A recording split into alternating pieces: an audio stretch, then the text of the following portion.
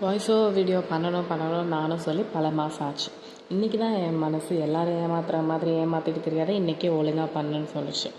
பாரதி பாஸ்கர் மேமெல்லாம் பார்த்து இன்ஸ்பயர் ஆகி அவங்கள மாதிரி வீடியோ போடலைனாலும் பரவாயில்ல, இருக்கிற இன்ஸ்டாவில் இவ வேறு அப்படின்னு பேசிடாத மாதிரி அவன் வீடியோ போட ட்ரை பண்ணுறேன்.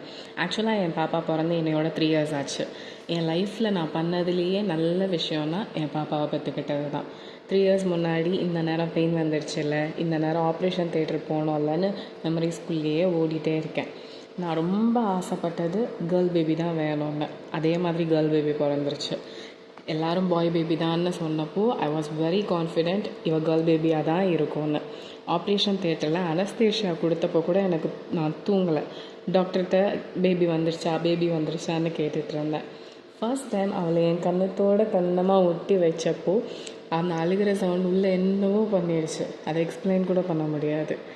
நானே இன்னும் குழந்த மாதிரி யாரும் என்னை விட்டு சாப்பிட்டா கூட நான் என்னை விட்டுட்டு சாப்பிட்டாங்களேன்னு கோச்சிப்பேன், அழுவேன்.